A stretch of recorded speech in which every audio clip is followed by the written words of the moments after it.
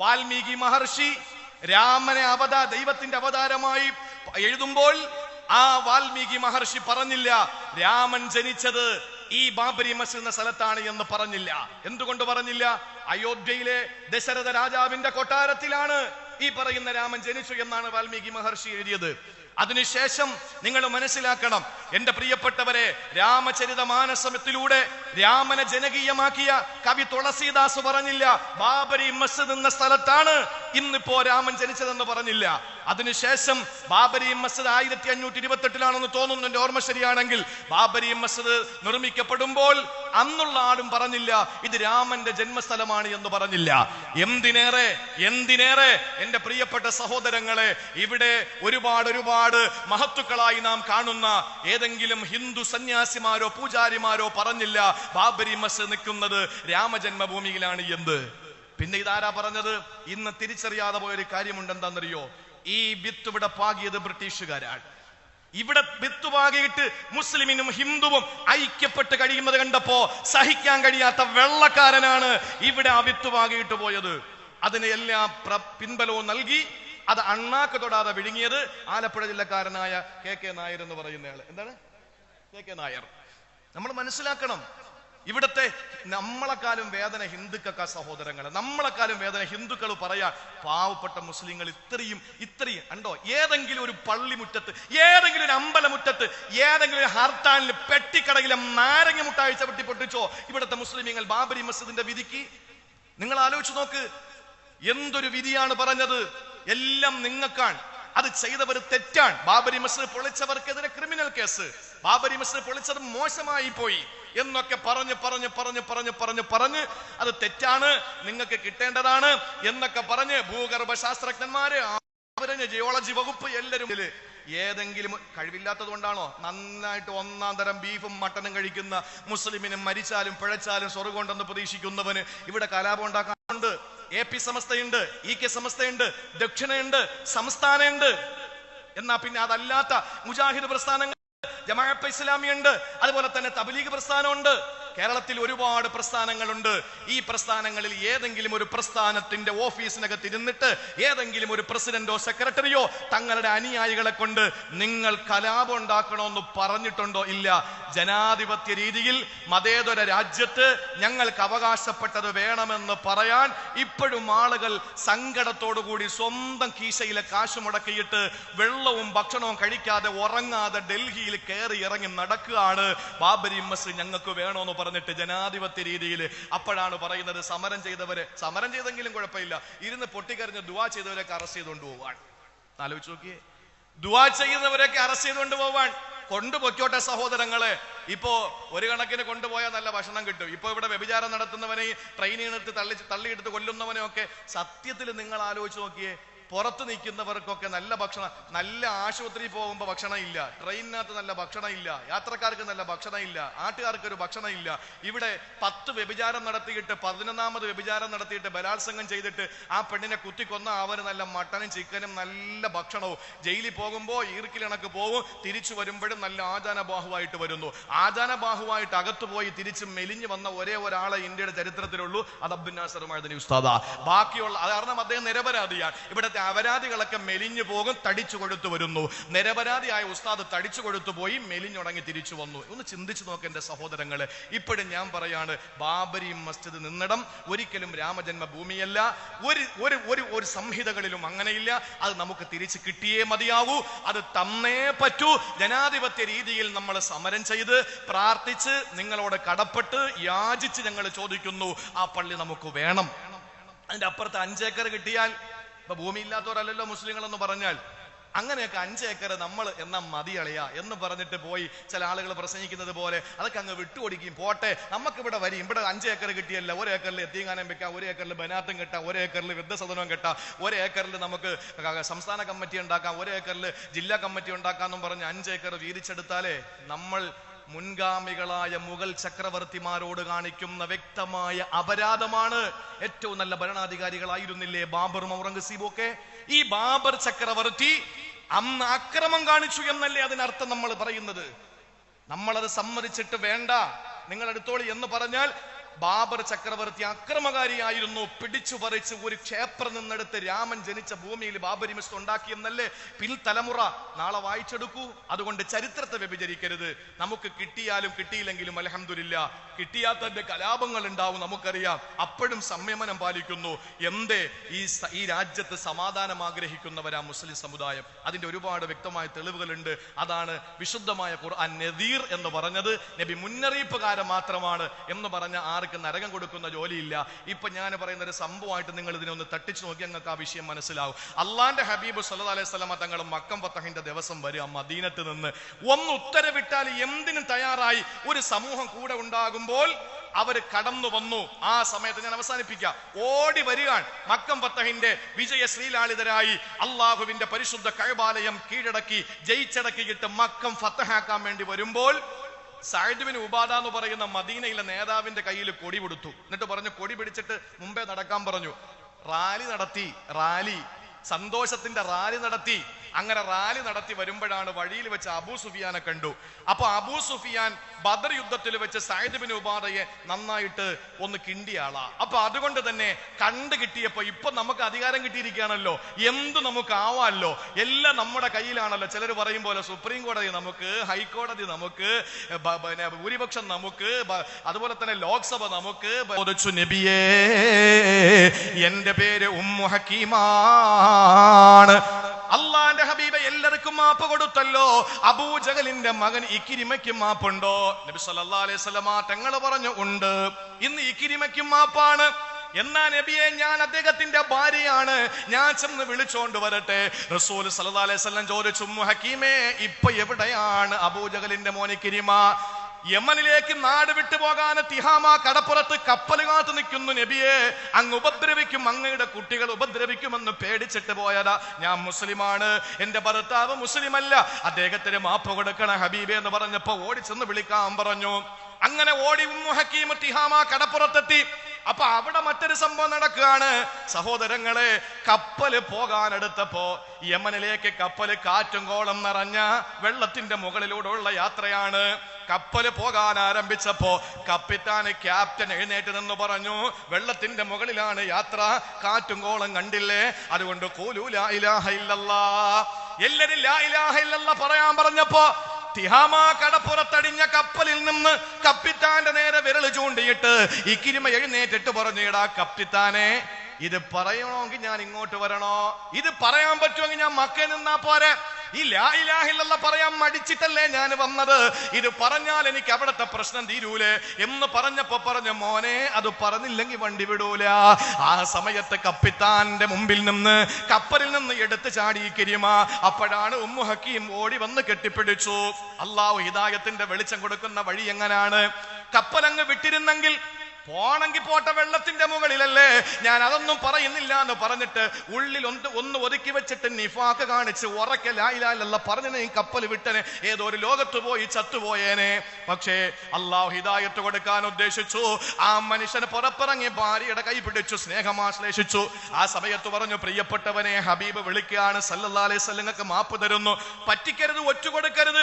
ഇല്ല, നിങ്ങൾ എന്റെ കൽബിന്റെ രാജാവാണ്, എന്റെ ഹൃദയത്തിന്റെ തുടിപ്പാണ്, എന്റെ കണ്ണിലെ കൃഷ്ണമണിയാണ്, എന്റെ പ്രിയപ്പെട്ടവനല്ലേ, നിങ്ങൾ എന്റെ രാത്രിയെ ധന്യമാക്കിയവനല്ലേ, എന്റെ മാരടത്തിന്റെ സുഗന്ധമേറ്റു വാങ്ങിയവനല്ലേ, അതുകൊണ്ട് പോകാം, ഞാൻ ഒറ്റുകൊടുക്കൂല. വഴിയിൽ ഒന്ന് തങ്ങി. അന്ന് രാത്രി തന്റെ പ്രിയപ്പെട്ട ഭാര്യയുടെ കൈ പിടിച്ചു, തന്റെ ശരീരത്തിന്റെ ദാഹപൂർത്തീകരണത്തിന്.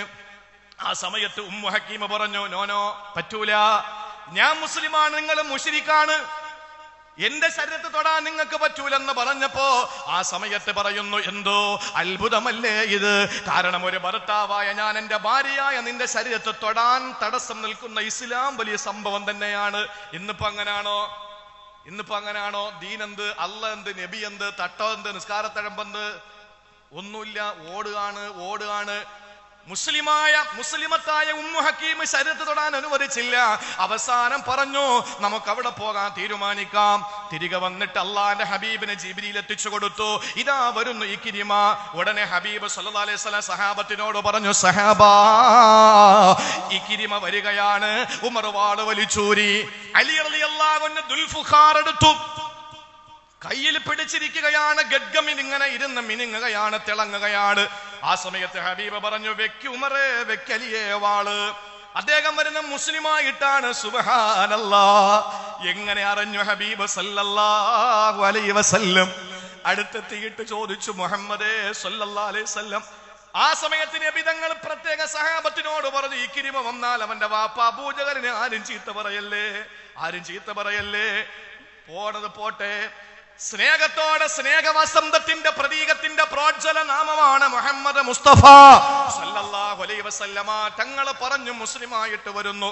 വന്നിട്ട് ചോദിച്ചു, എന്താ അങ്ങ് പറയുന്നത്? ഞാൻ പറയുന്നത് അള്ളാഹുവിനെ പറ്റിയാണ്. ഏകനാണവൻ. മനുഷ്യബുദ്ധിയെ പരസ്യമാകട്ടെ അവഹേളിക്കുന്ന ശിലാവിഗ്രഹങ്ങളുടെ മേൽ കൈകൂപ്പരുത്. ഞാൻ റസൂലാണ്, ഞാൻ മനുഷ്യനാണ്, അടിമയാണ്, റസൂലാണ്, ഹബീബാണ്, ഖലീലാണ് എന്ന് പറഞ്ഞു കൊടുത്തപ്പോ പിന്നെന്താ നിങ്ങൾ പറയുന്നത്? നിസ്കരിക്കണം, നോമ്പൊടിക്കണം, സക്കാത്ത് കൊടുക്കണം, പലിശ വാങ്ങരുത്, കള്ളു കുടിക്കരുത്. ആ കൈയൊന്ന് നീട്ടുവോ? ആ കൈയൊന്ന് നീട്ടുവോ? ഇക്രിമ കൈ നീട്ടി. അള്ളാന്റെ ഹബീബിന്റെ റിസാലത്തിന്റെ 2 കൈ നീട്ടിക്കൊടുത്തു. അത് ചേർത്ത് പിടിച്ച് നെഞ്ചത്തേക്ക് വെച്ചിട്ട് അശ്ഹദു അല്ലാ ഇലാഹ ഇല്ലല്ലാഹ് വ അന്നക റസൂലുള്ളാഹ് ഇസ്ലാമിലോട്ട് കടന്നു വന്നു. ഇന്നും എത്ര ഹദീസ് കാണാം. അൻ ഇക്രിമത, ഇക്രിമ റളിയല്ലാഹു റിപ്പോർട്ട് ചെയ്ത ഹദീസുകൾ എത്ര ഉണ്ട്? ഒന്ന് ചിന്തിച്ചു നോക്ക് സഹോദരങ്ങളെ. നബിതങ്ങൾ നരകം കൊടുക്കണമെങ്കിൽ ഇക്രിമയ്ക്ക് കൊടുക്കണം. അത്ര ഉപദ്രവിച്ചവനാണ്, അത്രയും ഒരുപാട് പീഡിപ്പിച്ചവനാണ്. ഇല്ല, മാപ്പ് കൊടുത്തു. അതാണ് ബാബരി മസ്ജിദിന്റെ വിധിയിൽ, സുപ്രീം കോടതിയുടെ, മഹാന്മാരായ സുപ്രീം കോടതിയിലെ ജഡ്ജിമാരുടെ മഹത്തായ വിധിയിൽ മുസ്ലിം സമുദായത്തിന് പറയാനുള്ളത്, ഞങ്ങൾ ക്ഷമിക്കുന്നു, ഞങ്ങൾ രാജ്യത്ത് സമാധാനം ആഗ്രഹിക്കുന്നു. ആ പള്ളി എന്ന് പറയുന്നത് തന്നെ സമാധാനത്തിന്റെ ഗേഹമാണ്. ആ സമാധാനത്തിന്റെ ഗേഹത്തിന് വേണ്ടിയിട്ട് നമ്മൾ അടിപിടി കൂടുന്നത് ശരിയല്ല. അതുകൊണ്ടാണ്. പക്ഷെ നമുക്ക് കിട്ടിയേ പറ്റൂ, നമുക്ക് കിട്ടിയേ പറ്റൂ, നീതി നടപ്പിലായേ പറ്റൂ. അതിൽ യാതൊരു വിട്ടുവീഴ്ചയ്ക്കും 5 ഏക്കറും വേണ്ട, 1/2 ഏക്കറും വേണ്ട. ആ പള്ളി നിന്ന സ്ഥലത്ത് അതുപോലത്തെ ഒരു പള്ളി വെച്ച് തരേണ്ട, പള്ളി വെക്കാൻ അനുവാദം തന്നാലും മതി. ഇവിടെ എത്ര പള്ളി വയ്ക്കുന്നത്? അറബികൾ എത്ര ഉള്ളത്? പാവപ്പെട്ട യൂസുഫലി എത്ര ക്ഷേത്രം വെച്ചുകൊടുക്കുന്നു? ഒരു യൂസുഫലി വിചാരിച്ച ബാബരി മസ്ജിദ് വെക്കാൻ പറ്റൂലേ? എന്തിന്? എറണാകുളം ജില്ലയിലെ ഒരു വഴിയോര കച്ചവടക്കാരന്റെ അവന് കിട്ടുന്നതിൽ ഒരു നാണയം ഒട്ടി ചെറിയ ടെന്നിലിട്ട് സൂക്ഷിച്ചാൽ ഒരു പള്ളി വെക്കാൻ കിട്ടൂലേ? അതിന് നിങ്ങൾ അനുവാദം തന്നാൽ മതി. നീതി നിങ്ങൾ നടപ്പിലാക്കുക. നമുക്ക് 5 ഏക്കറും വേണ്ട, ഒന്നും വേണ്ട എന്റെ പ്രിയപ്പെട്ട സഹോദരങ്ങളെ. അതുകൊണ്ട് മനസ്സിലാക്കി, അള്ളാഹു മനസ്സിലാക്കാൻ നമുക്ക് തൗഫീക്ക് നൽകി അനുഗ്രഹിക്കുമാറാവട്ടെ. എന്റെ പ്രിയ സഹോദരങ്ങളെ, 4-മതായി ഞാൻ നിർത്തുന്നു. 4-മതായിട്ട് അള്ളാഹുവിന്റെ റസൂൽ സല്ലല്ലാഹു അലൈഹി വസല്ലം തങ്ങൾ പറഞ്ഞത്, 10:30 നിർത്താനാ പറഞ്ഞത് അല്ലേ? മുബശ്ശിറേ ആയുള്ളൂ, നദീറുമായി. പക്ഷെ 10:30 നിർത്താൻ പറഞ്ഞു, 11 ഒരു 10 മിനിറ്റോടെ നിർത്തിക്കാൻ ഇൻഷാ അല്ലാഹ്. 4-മത് വിശുദ്ധ ഖുർആൻ പറഞ്ഞു, വദാഇയൻ ഇലല്ലാഹ്, ദാഇയൻ ഇലല്ലാഹ്, അല്ലാഹുവിലേക്ക് ക്ഷണിക്കുന്നയാളാണ് ഹബീബ് സല്ലല്ലാഹു അലൈഹി വസല്ലം. നമ്മളും ദഅവത്ത് നടത്തുകയാണ്. പക്ഷെ അജ്വയുടെ പരിപാടിക്ക് എന്നെ വിളിച്ചിട്ട് പറഞ്ഞു, നിങ്ങൾ വരണം. ഞാൻ പറഞ്ഞു, ഡേറ്റ് ഇല്ല, ഞാൻ വരില്ല എന്ന് പറഞ്ഞാൽ എന്നെ നരകത്തിൽ വിടും അല്ലാഹു തആല. വേറെ പ്രഭാഷകന്മാർ ഇഷ്ടം പോലെ ഉണ്ടല്ലോ. എവിടെ വിളിച്ചാലും അങ്ങനെ തന്നെ എന്റെ സഹോദരങ്ങളെ. പക്ഷെ ഹബീബിന്റെ ദഅവത്ത് അങ്ങനെയല്ല. അല്ലാഹ് പറഞ്ഞു, ബിഇദ്നിഹി, അല്ലാഹുവിന്റെ ഓർഡറാണത്, നിർദ്ദേശമാണ്. നബി സല്ലല്ലാഹു അലൈഹി വസല്ലമ തങ്ങൾ ദഅവത്ത് നടത്തിയത് അള്ളാന്റെ അനുമതി പ്രകാരമാണ്, അള്ളാന്റെ അനുമതി പ്രകാരമാണ്. അതുകൊണ്ട് ഒന്നും വിട്ടുകളയാൻ പറ്റൂല. അങ്ങനെ റസൂൽ എന്തെങ്കിലും വിട്ടിരിക്കണമായിരുന്നുവെങ്കിൽ സൂറത്തുൻ നൂർ നബി തങ്ങൾ മാറ്റണമായിരുന്നു. ചിന്തിക്കണേ, ഒന്ന് ശ്രദ്ധിക്കേ. നബി തങ്ങൾ എന്തെങ്കിലും അതിൽ നിന്ന്, ഖുർആനിൽ നിന്ന്, ദഅവത്തിൽ നിന്ന് മാറ്റിവെക്കണമായിരുന്നെങ്കിൽ സൂറത്തുൻ നൂർ നബി തങ്ങൾ മാറ്റണമായിരുന്നു. കാരണം തന്റെ പ്രിയപ്പെട്ട ഭാര്യയെ പറ്റി വ്യഭിചാരോപണം നടത്തിയ ആ സംഭവത്തിന്റെ പ്രതിപാദ്യ വിഷയം സൂറത്തുൻ നൂറിലാണ്. അത് പിൽക്കാലത്ത് ആരും അറിയാതിരിക്കട്ടെ എന്ന് പറഞ്ഞിട്ട് ഹബീബ് മാറ്റിയോ? ഇല്ല, മാറ്റാൻ പറ്റൂല. നബി തങ്ങളെ ചെറിയ ഒരു നുള്ളു കൊടുത്ത്, ഒരു ചെറിയ പിച്ച് കൊടുത്തിട്ട്, ഒരു കുറ്റപ്പെടുത്തൽ, ഒരു ചെറിയ നുള്ള്, കുട്ടികൾ ബഹളം വെക്കുമ്പോ നമ്മൾ ചെറിയൊരു നുള്ളു കൊടുക്കുമ്പോൾ, നുള്ളെന്നല്ല ഇവിടെ പറയുന്നത്, നുള്ള് എന്താ പറയാ, ഇങ്ങനെ തൊലി പിടിച്ചിട്ട്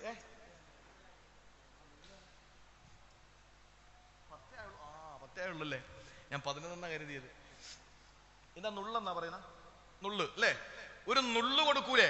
അങ്ങനെ നുള്ളു കൊടുത്തുകൊണ്ടുള്ള സൂറത്താണ് സൂറത്തുൽ അബസ. എന്താ കാരണം? ആളുകളൊക്കെ ക്ഷണിച്ച് കുറെ ആളുകൾ രക്ഷപ്പെടട്ടെ, അവരുടെ സമൂഹം രക്ഷപ്പെട്ടെ എന്നും പറഞ്ഞ് സംസാരിച്ചുകൊണ്ടിരിക്കുമ്പോ എപ്പോഴും നബി തങ്ങളോടൊപ്പം നിഴലായിട്ട് നടക്കുന്ന ഒരാള് കടന്നു വന്നു. അദ്ദേഹം അന്ധനാണ്, അബ്ദുല്ലാഹി ഇബ്നു ഉമ്മു മക്തൂം റളിയല്ലാഹു അൻഹു. അദ്ദേഹം വന്നപ്പോ നബിയോട് സംശയം ചോദിച്ചു വന്നപ്പോ പിന്നീട് ആവാമല്ലോ, എപ്പോഴും എൻ്റെ അടുത്ത് നിൽക്കുന്ന ആളല്ലേ, എവരെ ഇന്ന് കിട്ടൂല, അവരാണെങ്കിലോ മുസ്ലിങ്ങളും അല്ല, അവരുമായിട്ടൊന്ന് സംസാരിച്ച് അവരെ രക്ഷപ്പെട്ടാലോ ഒരു സമൂഹം മുഴുവൻ രക്ഷപ്പെടും, അവരുടെ അനുയായികളൊക്കെ രക്ഷപ്പെടുമല്ലോ എന്ന് പറഞ്ഞിട്ട് നബി തങ്ങൾ അദ്ദേഹത്തെ ഒന്ന് ശ്രദ്ധിക്കാതിരുന്ന് ഇവരുമായിട്ട് സംസാരിച്ചു കൊണ്ടിരുന്നപ്പോ അദ്ദേഹത്തിനൊരു വിഷമം തോന്നി. എന്നെ പരിഗണിച്ചില്ലല്ലോ എന്നൊരു വിഷമം തോന്നി. ആ സമയത്ത് അദ്ദേഹം തിരിഞ്ഞു നടന്നപ്പോ നെഞ്ച് പൊട്ടി അദ്ദേഹത്തിൻ്റെത്.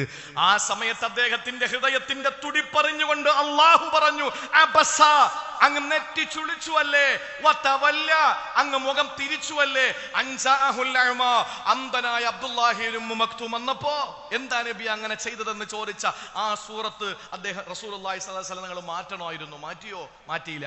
എല്ലാം നമുക്ക് എത്തിച്ചു തന്നു. ദഅവത്ത് അല്ലാഹുവിന്റെ ഓർഡറാണ്. അതുകൊണ്ട് തന്നെ ശ്രദ്ധിച്ചോ, ഒരു കാര്യം അള്ളാഹുവിന്റെ ഹബീബ് പറഞ്ഞ് നമ്മൾ അനുസരിക്കാതിരുന്നാൽ നമ്മൾ പെടും. ഒറ്റ കാര്യം. ഞാൻ ആദ്യം ഒരു ഹദീസ് ഓർമ്മയില്ലേ, കുല്ലു ഉമ്മത്തി യദ്ഖുലൂനൽ ജന്ന, എന്റെ സമുദായത്തിലെ എല്ലാ വിഭാഗവും സ്വർഗത്തിലാണ്. കുല്ലു ഉമ്മത്തി, എന്റെ സമുദായം മുഴുവനും എന്ന് പറഞ്ഞ് അള്ളാനെ അംഗീകരിച്ച്, മുഹമ്മദ് മുസ്തഫാൻ അംഗീകരിച്ച്, മലായിക്കത്തുകളെയും കിതാബുകളെയും അതുപോലെ തന്നെ പ്രവാചകന്മാരെയും അന്ത്യദിനത്തെയും വിശ്വസിക്കുന്നവർ, അവരുടെ കൊടിയുടെ നിറമേതോ ആകട്ടെ, അവരുടെ പള്ളിയുടെ വലിപ്പം എന്തോ ആകട്ടെ, അവരുടെ തലയെക്കെട്ടിന്റെ വലിപ്പം എങ്ങനെയാകട്ടെ, അവരുടെ ഉടുത്തിരിക്കുന്ന കുപ്പായത്തിന് ഇറക്കം കൂടട്ടെ കുറയട്ടെ, ഏതായിരുന്നാലും എന്തായിരുന്നാലും എന്റെ ഉമ്മത്താണോ സ്വർഗത്തിലാണ്. പക്ഷെ ഇല്ലാ മൻ അബാ, എന്റെ പെങ്ങളെ ഈ അബയിൽ നിങ്ങൾ പെടരുത്. ഇല്ലാ മൻ അബാ, വിലങ്ങി നിൽക്കുന്നവർ സ്വർഗത്തിൽ കയറൂല. ചോദിച്ചു നബിയെ, സ്വർഗത്തിൽ കയറാതെ മടിച്ചു നിൽക്കുന്നവരുണ്ടോ? ഉണ്ട് സഹാബ. കുല്ലു ഉമ്മത്തി യദ്ഖുലൂനൽ ജന്നത ഇല്ലാ മൻ അബാ. ഖീല വമൻ യഅബാ യാ റസൂലല്ലാഹ്. ഖാല മൻ അതാഅനി ദഖലൽ ജന്ന, എന്നെ വഴിപ്പെട്ടവരൊക്കെ എന്നോട് സ്വർഗത്തിലാണ്. വമൻ അസാനി ഫഖദ് അബാ, ഞാൻ നിസ്കരിക്കാൻ പറഞ്ഞിട്ട് നിസ്കരിക്കാത്തവൻ, ഞാൻ ദാടി വെക്കാൻ പറഞ്ഞിട്ട് വെക്കാത്തവൻ, ഞാൻ തൊപ്പി വെക്കാൻ പറഞ്ഞിട്ട് വെക്കാത്തവൻ, അല്ലെങ്കിൽ തൊപ്പി എന്ന് പറഞ്ഞാൽ അത് തലമറച്ച് എന്നുള്ള അർത്ഥത്തിലാണ്.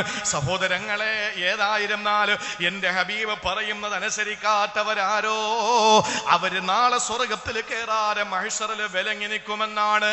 ഒരു ദിവസം സുബഹി നമസ്കാരത്തിന് ഹബീബ് നേതൃത്വം കൊടുക്കാൻ മദീനത്തുൻ നബവിയിൽ എത്തുമ്പോൾ ഒരു മനുഷ്യനതാ പള്ളിയുടെ മൂലയിൽ കിടക്കുകയാണ്. ഇതൊന്ന് കേൾക്കണേ സഹോദരങ്ങളെ. ആ സമയത്ത് നബി തങ്ങൾ പറഞ്ഞു, അലിയെ ചെന്ന് വിളിക്ക്, അയാളെ സമയായി. അലിയാർ തങ്ങൾ റളിയല്ലാഹു അൻഹു ചെന്ന് വിളിച്ചു. അദ്ദേഹം എഴുന്നേറ്റു, ഒളുവെടുത്തു, നിസ്കരിച്ചു, സലാം വീട്ടി പുറത്തിറങ്ങുമ്പോ അലി റളിയല്ലാഹു അൻഹു ഹബീബ് തങ്ങൾ സല്ലല്ലാഹു അലൈഹി വസല്ലമയുടെ അടുത്ത് വന്നിട്ട് ചോദിച്ചു, ഏ ഹബീബേ, ഏ നബിയേ, ഫിദാക അബീ വ ഉമ്മി യാ റസൂലല്ലാഹ്, എന്റെ വാപ്പയും ഉമ്മയും അങ്ങക്ക് മുമ്പിൽ ദണ്ഡമർപ്പിക്കുകയാണ്. അല്ലാഹുവിന്റെ ഹബീബേ, അങ്ങ് സാബിഖുൽ ഖൈറാത്ത് അല്ലേ, അങ്ങ് ഏത് നന്മ കണ്ടാലും ചാടി വീണ് ചെയ്യുന്നവരല്ലേ, എന്തുകൊണ്ടാ ഹബീബേ ഒരാളെ നിസ്കാരത്തിന് വേണ്ടി ഉറക്കിൽ നിന്ന് വിളിക്കുന്നത് പുണ്യമായ ഇബാദത്തല്ലേ, എന്താണ് അങ്ങ് ചെയ്യാത്തതെന്ന് ചോദിക്കുമ്പോ അല്ലാഹുവിന്റെ റസൂല് പറയുന്നു, അലിയേ, ഞാൻ ഹബീബാണ്, റസൂലാണ്, നബിയാണ്. എന്റെ വാക്കിനവന് ഉത്തരം തരാതെ ഉറക്കത്തിൽ അങ്ങോട്ടും ഇങ്ങോട്ട് ചെരിഞ്ഞ് കിടന്നു പോയാൽ ആ മനുഷ്യനും നരകമല്ല കൊടുക്കൂലേ. നീ നബിയല്ലല്ലോ, വിളിച്ചിട്ട് ആ മനുഷ്യന് ഉണരാതെ തിരിഞ്ഞു മറിഞ്ഞ് കിടന്നാലും അല്ല ഉറക്കത്തിന്റെ പേരിൽ വിട്ടുവീഴ്ച ചെയ്യൂ. പക്ഷെ ഞാൻ വിളിച്ചിട്ട് ഉറക്കത്തിൽ നിന്ന് എഴുന്നേക്കാതിരുന്ന അള്ളാഹു അവനെ ശിക്ഷിക്കും അലിയേ. കാരണം ഞാൻ അള്ളാന്റെ ദാഇയാണ്, അള്ളാഹുവിന്റെ ദാഇയാണ്. ഞാനാണ് ജനങ്ങളെ അള്ളാഹിലേക്ക് ക്ഷണിക്കുന്നത്. അള്ളാഹുവിന്റെ മുമ്പിലേക്ക് നമ്മളെ കൊണ്ടെത്തിക്കേണ്ട ജോലി ഹബീബിനാണ്. അള്ളാന്റെ ജോലിയോ വല്ലാഹു യദൂ ഇലാ ദാരിസ്സലാം, അള്ളാഹുവിന്റെ ഡ്യൂട്ടിയാണ് സ്വർഗത്തിലേക്ക് നമ്മളെ കൊണ്ടുപോവുക. നബി തങ്ങൾ സല്ലല്ലാഹു അലൈഹി വസല്ലമയുടെ ഡ്യൂട്ടി എന്താ? നമ്മളെല്ലാവരെയും പിടിച്ച് അള്ളാന്റെ മുമ്പിൽ കൊണ്ടു കൊടുക്കുക. അള്ളാന്റെ ഡ്യൂട്ടി യദൂ ഇലാ ദാരിസ്സലാം, സ്വർഗത്തിൽ കൊണ്ടുപോവുക. അള്ളാഹു നമുക്ക് തൗഫീക്ക് നൽകി അനുഗ്രഹിക്കുമാറാവട്ടെ. അതാണ് ഇവിടുത്തെ പ്രമേയം. പ്രാർത്ഥന കവചമാക്കുക, റസൂൽ സല്ലല്ലാഹു അലൈഹി വസല്ലമയിലേക്ക് മടങ്ങുക. എൻ്റെ പ്രിയ സഹോദരങ്ങളെ, നമുക്ക് എല്ലാത്തിലും മാതൃകയുണ്ട്. ധൈര്യമായിട്ട് നമുക്ക് റോൾ മോഡലാണ്. ഞാൻ ഒരു കാര്യം കൂടെ ഞാൻ ഒന്ന് ചിന്തിക്കാൻ വേണ്ടിയിട്ട് പറയാം. എന്താണെന്നറിയോ? ഇപ്പൊ നമ്മൾ കമ്മ്യൂണിസ്റ്റ് പാർട്ടിയിൽ പ്രവർത്തിക്കുന്ന ഒരുപാട് ആളുകളുണ്ടാവും. ഉസ്താദിന്റെ PDP പ്രവർത്തിക്കുന്ന ആളുകളുണ്ട്, പോപ്പുലർ ഫ്രണ്ട് പ്രവർത്തിക്കുന്ന ആളുകളുണ്ട്, അതുപോലെ തന്നെ സമസ്തയിലും AP-യിലും EK-യിലും ഞാൻ നേരത്തെ പറഞ്ഞ മുഴുവൻ സംഘടന, കോൺഗ്രസില്, ലീഗില് ഒക്കെ പ്രവർത്തിക്കുന്ന ആളുകൾ എന്റെ മുമ്പിൽ ഉണ്ടാവും. പല സംഘടനയിൽപ്പെട്ട ആളുകൾ ഉണ്ടാവും. ഞാൻ ഒരു ചെറിയൊരു സംശയം ചോദിക്കാൻ, ഒറ്റ സംശയം. നിങ്ങൾ ഏതൊരു പാർട്ടിയാണോ സംഘടനയാണോ ഏതോ ആയിക്കോട്ടെ, അതിന്റെ പ്രസിഡന്റ് ആരാന്ന് നിങ്ങൾക്കറിയുമല്ലോ, അതിന്റെ നേതാവ് ആരാണെന്ന് നിങ്ങൾക്കറിയാം. അതുണ്ടാക്കിയ ആള് ഇപ്പോ മുസ്ലിം ലീഗ് ഉണ്ടാക്കിയ ആളാരാ, കോൺഗ്രസ് ഉണ്ടാക്കിയ ആളാരാ, കമ്മ്യൂണിസ്റ്റ് ഉണ്ടാക്കിയ ആളാരാ, ഇതൊക്കെ നമുക്ക് നന്നായിട്ട് പഠിച്ചിട്ടുണ്ട് ഉണ്ടല്ലോ. മഅദനി ഉസ്താദാണ് PDP ഉണ്ടാക്കിയത്, അത് നമുക്കറിയാം. മഅദനി ഉസ്താദ് എന്ന് പറഞ്ഞാൽ മരിക്കാൻ നടക്കുന്ന ആളുകളും ഉണ്ട്. ഞാൻ ഒന്ന് ചോദിച്ചോട്ടെ, ഉസ്താദിന്റെ ദാടി രോമങ്ങളിൽ എത്ര എണ്ണം നരച്ചിട്ടുണ്ട് ഒന്ന് പറഞ്ഞു തരും. ഞാൻ ഇന്നിവിടെ ഈ പണി അവസാനിപ്പിച്ച് നാളെ കിളയ്ക്കാൻ പോകും. നിങ്ങൾ പറയും, ഞാൻ വെല്ലുവിളിക്കുകയാണ്. ആർക്കെങ്കിലും പറയാം, സ്വന്തം നേതാക്കന്മാരുടെ ദാടി രോമം എത്ര നരച്ചു എന്ന് ഏതെങ്കിലും ഒരു മനുഷ്യന് പറയാൻ പറ്റുമോ? ഇല്ല. എന്റെ ഹബീബ് സല്ലല്ലാഹു അലൈഹി വസല്ലമ തങ്ങളുടെ തലയിലും ദാടി രോമങ്ങളിലുമായി നരച്ച രോമങ്ങളുടെ എണ്ണം ശമാഇൽ തുർമുദിയിൽ റിപ്പോർട്ട് ചെയ്തിട്ടുണ്ട്. 21 തോന്നുന്നു എന്റെ ഓർമ്മ ശരിയാണെങ്കിൽ. എന്റെ സഹോദരങ്ങളെ, ഒരു കാര്യം, എത്ര ഭാര്യമാര്, എത്ര മക്കൾ, ഏതൊക്കെ മക്കൾ മരണപ്പെട്ടു, ഏതൊക്കെ മരണപ്പെട്ട വയസ്സെത്ര, ഏതൊക്കെ ഭാര്യമാരുടെ വീട് എവിടെ, അവർ ഏത് പശ്ചാത്തലത്തിൽ നബി തങ്ങളുടെ മുമ്പിൽ വന്നു, എത്ര ദിവസം രാത്രി പങ്കിട്ടു, അവർ തമ്മിൽ എത്ര ദിവസം പകല് പങ്കിട്ടു, ഏത് യുദ്ധത്തിന് ഏത് ഭാര്യ പോയി, ഇത് ആർക്ക് പറയാൻ പറ്റും സഹോദരങ്ങളെ? നമ്മുടെ ഹബീബിനെ പറ്റി അല്ലാതെ. എന്തൊരു വ്യക്തിപ്രഭാവമാണ്, എന്തൊരു ത്യാഗമാണ് നമുക്ക് നമ്മുടെ സഹാബത്ത് ചെയ്തു തന്നത്. നബി തങ്ങളെ കൃത്യമായി പഠിച്ചിട്ട് മുഖദാവിലേക്ക് നോക്കിയിരുന്നിട്ട് എന്റെ ഹബീബിന്റെ വലത്തെ ദാടി ഭാഗത്ത് ഇത്ര രോമം നരച്ചു, ഇടത്തെ ദാടി ഭാഗത്ത് ഇത്ര രോമം നരച്ചു. എന്തൊക്കെ ശമാഇൽ തുർമുദി ഉണ്ടെന്നറിയോ നിങ്ങൾക്ക്? രണ്ട് വരി പല്ലിന്റെ മുകളിലത്തെ ഒരു വരി പല്ലിന്റെ ഇടയിലെ ഒരു രോമത്തിന്റെ ഇടയിൽ ചെറിയ വിടവുണ്ടെന്ന് പഠിപ്പിച്ചു അല്ലേ? കുന്നിൻപുറത്ത് നിന്ന് ഇറങ്ങി വരുന്ന ഒരാള് നടക്കും പോലെയാണ് എന്റെ ഹബീബ് ഇറങ്ങി നടക്കുന്നതെന്ന് പഠിപ്പിച്ചു ശമാഇൽ തുർമുദി. കാരണം നെഞ്ചു വിരിച്ചിട്ട് ഞാൻ ഹബീബാണടാ എന്ന് പറഞ്ഞിട്ടല്ല നടന്നത്. ഒരാൾ വീണു പോകുമോ എന്ന് ഭയപ്പെടുന്ന ആൾ എങ്ങനെ നടക്കും? ഇപ്പൊ മുന്നിലോട്ട് ഇറങ്ങി, ഞാൻ ഇവിടുന്ന് സ്റ്റെപ്പ് ഇറങ്ങി പോകുമ്പോ ഇങ്ങനെ ഇറങ്ങൂല, കാരണം മൂക്കും കുത്തി വീഴും. അപ്പൊ ഞാൻ പോകുന്ന അങ്ങനെയാണ്. ഇപ്പൊ വിഴുവോ എന്ന് പറഞ്ഞിട്ടാ ഞാൻ പോവാ. അതുപോലെ ഹബീബ് നടക്കുന്നത് ഇല്ലേ? എത്ര രോമം നരച്ചിട്ടുണ്ട്. ഈ വിശാലമായ നെഞ്ചിന്റെ ഉടമ, വിരലുകൾക്ക് നീളം കൂടുതൽ, വില്ലൊത്ത പുരികമാണ്, പല്ലുകൾ ദന്തനിരകൾ പല്ലിമുട്ട നിരത്തി വെച്ചതുപോലെയാണ്. ഈ നെഞ്ചിന്റെ രണ്ട് നെഞ്ചിന്റെ ഇടയിലൂടെ താഴെ പൊക്കൽ കൊടിയിലേക്ക് വെള്ള പേപ്പറിൽ കറുത്ത മഷി കൊണ്ട് വരച്ചതുപോലെ ഒരു നേർത്ത വര, നെഞ്ചിന്റെ രോമത്തിന്റെ വര. എത്ര വിശാലമായിട്ട് ശമാഇൽ തുർമുദി കിട്ടുമെങ്കിലും ഒന്ന് വായിച്ച് പഠിക്കും. എന്നിട്ട് അത് മനസ്സിലാക്കിയിട്ട് നബി തങ്ങളെ സ്വപ്നം കണ്ടു എന്ന് പറ, അല്ലാതെ ചുമ്മാ തള്ളല്ലേ. ചില ആളുകൾ പറയും, ഞാൻ ഇന്നലെയും കണ്ടു, വെളുക്കുന്നത് വരെ നബിയുമായിട്ട് സംസാരിച്ചു, ഞങ്ങൾ റൗളയിൽ അവിടെ ഭാഗത്തിരുന്നു, ഞാൻ അങ്ങോട്ട് തിരിഞ്ഞിരുന്നു, നബി തങ്ങൾ ഇങ്ങോട്ട്. ഇപ്പൊ ഭയങ്കര തള്ളാണ് ആളുകൾ. ഞാൻ കണ്ടു സ്വപ്നം. എന്നാ ഒന്ന് ചോദിച്ചോട്ടെ, നബിയുടെ രൂപം എങ്ങനെയാണ്? ഇവിടെ മഹാന്മാര് കാണുന്ന അവര് നബി തങ്ങളെ കൃത്യമായി പഠിച്ച് ഇപ്പൊ നമ്മൾ പ്രേത കഥ വായിച്ച് കിടന്നാൽ അന്ന് കൃത്യമായിട്ട് സ്വപ്നം കണ്ടിരിക്കും ഇല്ലേ? കണ്ടിരിക്കും. അതുകൊണ്ട് ആരും വായിക്കാറില്ല. നമ്മൾ എന്തെങ്കിലും വായിച്ചിട്ട് അതേപോലെ ഓർത്തം കിടന്ന അത് നമ്മൾ കണ്ടിരിക്കും. ഇപ്പൊ നമ്മൾ കൃത്യമായിട്ട് വണ്ടി ഓടിക്കൊണ്ടിരിക്കുമ്പോ എന്റെ ഡ്രൈവർ പോലും, കൂടെ വരുന്ന ആള് പോലും സ്ഥിരമായി എന്റെ കൂടെ വരുന്ന ദിവസങ്ങളിലൊക്കെ വീട്ടിൽ പോയാൽ രാത്രി ഇങ്ങനെ ഗിയർ പിടിച്ചിടുന്നത് പോലെ കാണിക്കും രാത്രി ഉറക്കത്തിൽ. കാരണം എന്താണ്? അതങ്ങനെ ഓട്ടോമാറ്റിക്കായിട്ട് സംഭവിച്ചു പോകണം. ഉറക്കത്തിൽ അങ്ങനാണ്.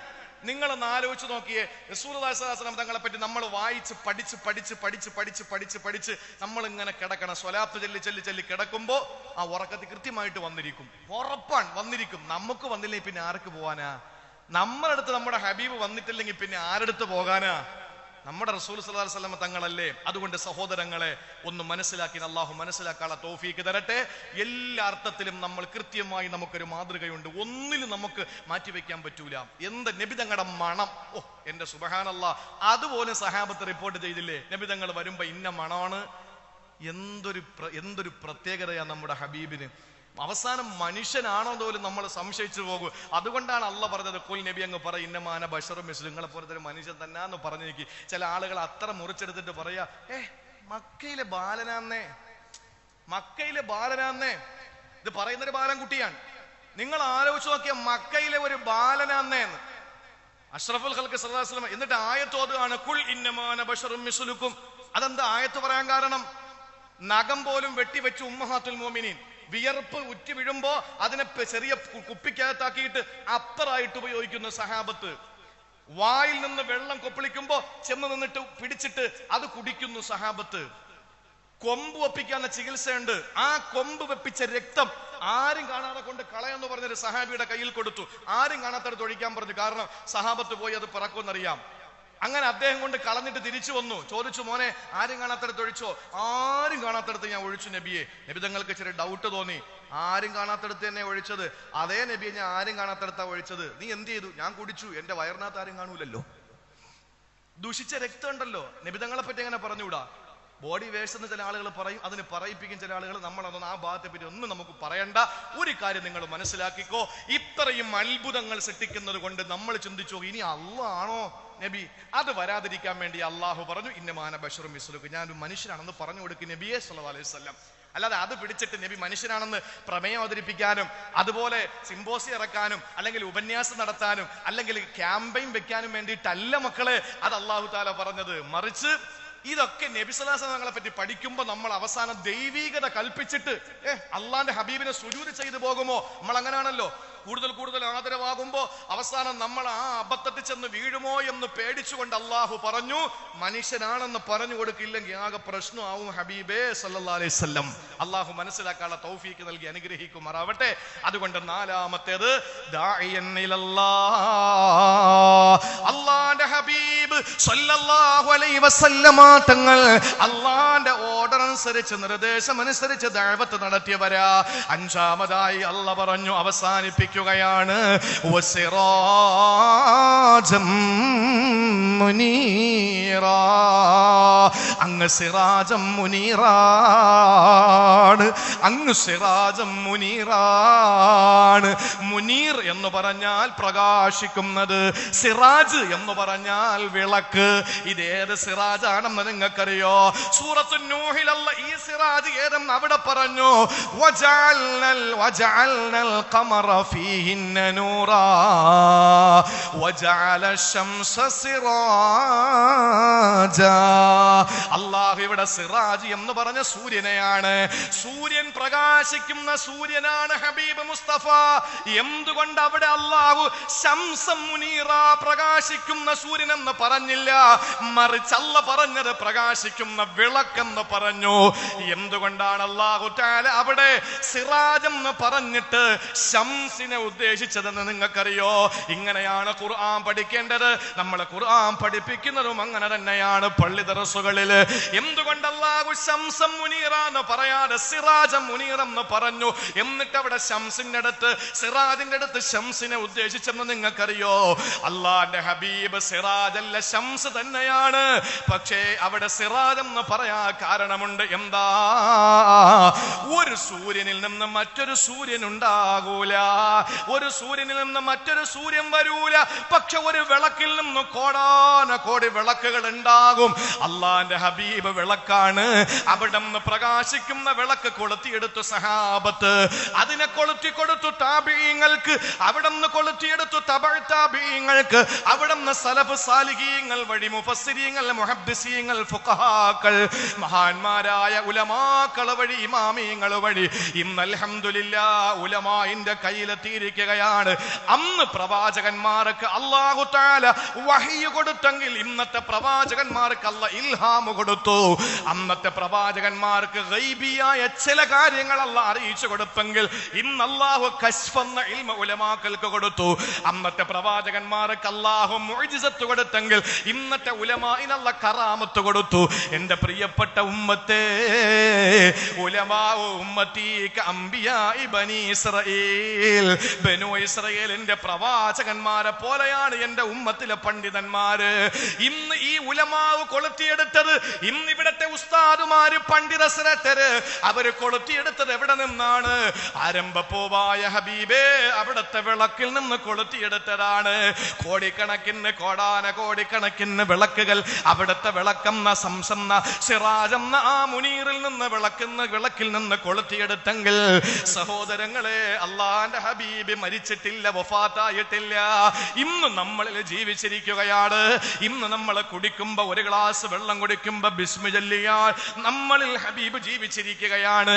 ഇന്ന് നടക്കുമ്പോ വലതുഭാഗം ചേർന്ന് നടന്നാൽ, ഉടുക്കുമ്പോ വലതുഭാഗത്തേക്ക് ആദ്യം മുണ്ടുവെച്ച് ഇടതുഭാഗത്ത് തിരികെ വെച്ചാൽ, അതുപോലെ നമ്മൾ ഏതും വലത്തതിനെ മുന്തിച്ചാൽ നമ്മൾ അള്ളാന്റെ ഹബീബ് നമ്മുടെ അന്തർലീനമാണ് സഹോദരങ്ങളെ.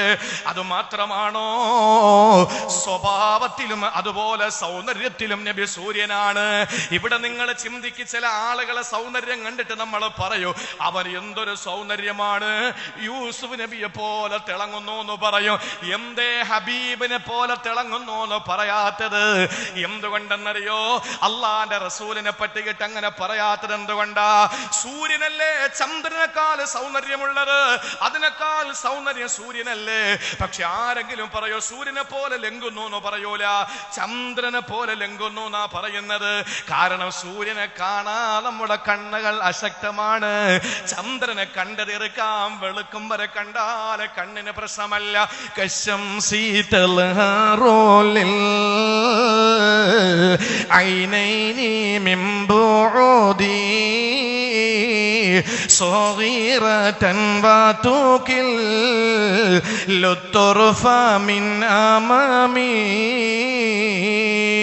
അള്ളാന്റെ ഹബീബിനെ ദൂരെ നിന്ന് നോക്കുമ്പോ നമുക്ക് കാണാം, പക്ഷെ അടുത്തടുത്തെത്തുമ്പോ കണ്ണ് നമുക്ക് കാണാൻ പറ്റില്ല. സൂര്യനെ ദൂരെ നിന്ന് നോക്കുമ്പോ എന്തെങ്കിലും തടസ്സം വെച്ചിട്ട് നോക്കുമ്പോ കാണാം, പക്ഷെ നഗ്നനേത്രങ്ങൾ കൊണ്ട് കാണാൻ പറ്റില്ല. നമ്മുടെ ഹബീബിനെ പഠിക്കുമ്പോ സഹോദരങ്ങളെ, ഞാൻ തുടങ്ങിയെടുത്ത് തന്നെ വരികയാണ്. കാഞ്ഞിരമറ്റം പള്ളിയിൽ വെച്ച് നാഗരേശം എന്ന് പറയുന്ന ഇന്നത്തെ ഹൈക്കോടതിയുടെ ജഡ്ജി പറയുന്നു, ഒരു നേതാവെന്ന് പറഞ്ഞ് ആരുടെ മുമ്പിൽ സമീപിച്ചാലും അവരുടെ ഉള്ളറിയുമ്പോ നമ്മുടെ മനസ്സിനകത്തുള്ള ബഹുമാനത്തിന്റെ ബിംബം ഉടഞ്ഞു പോകുന്നു. അവര് പെണ്ണ് കേസ് പ്രതിയാണ്, അഴിമതിക്കാരനാണ്, കൈയിട്ട് വാരിയാണ്, അയാള് കുടുംബം പോറ്റാത്തവനാണ്.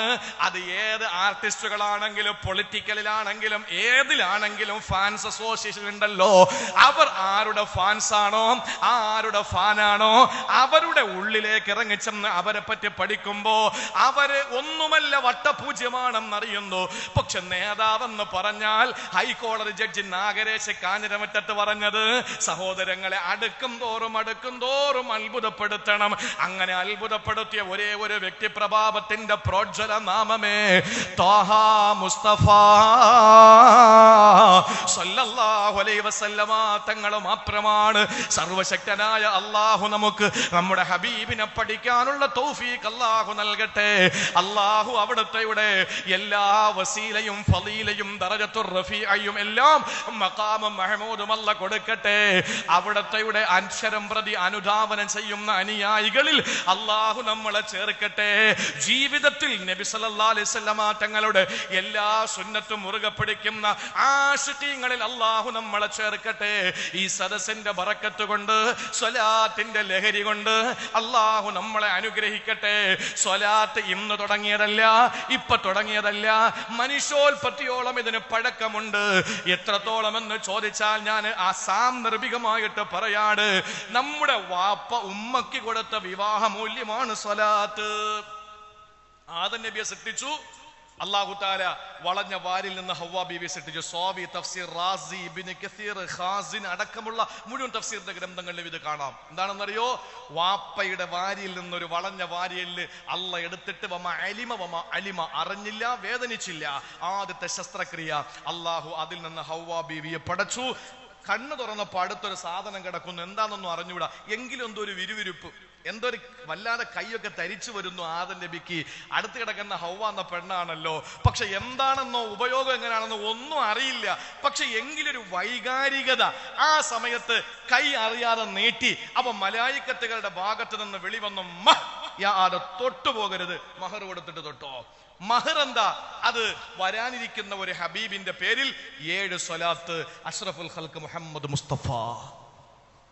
ആലോചിച്ച് നോക്കൂ, വാപ്പ ഉമ്മക്ക് കൊടുത്ത മഹറാണ് സ്വലാത്ത്. അള്ളാഹു നിലനിർത്താനുള്ള തൗഫീഖ് തരട്ടെ. സലാം പറയുന്നുണ്ട്, അസ്സലാത്തു വസ്സലാമു അലൈക യാ റസൂലല്ലാഹ്. വെള്ളിയാഴ്ച രാവിലെ അല്ലേ ഇതിനകത്തുണ്ട് ഒരു ചെറിയ ബുക്ക് നിങ്ങൾക്ക് ഇപ്പൊ തരും, സംഘാടകരത് അറിയിച്ചിരിക്കുകയാണ്. സ്വലാത്തുണ്ട്, സലാമുണ്ട്. എന്താ അതിന്റെ അർത്ഥം നിങ്ങൾ ഇപ്പോഴും മനസ്സിലാക്കിയിട്ടില്ലേ എന്റെ സഹോദരങ്ങളെ? സലാം പറയൽ സുന്നത്തേ ഉള്ളൂ. ഇപ്പൊ ഞാൻ നിങ്ങളെ കണ്ട് പറഞ്ഞാൽ എനിക്ക് കൂലിയുണ്ട്, സുന്നത്തേ ഉള്ളൂ, അള്ളാഹു ശിക്ഷിക്കുകയൊന്നുമില്ല.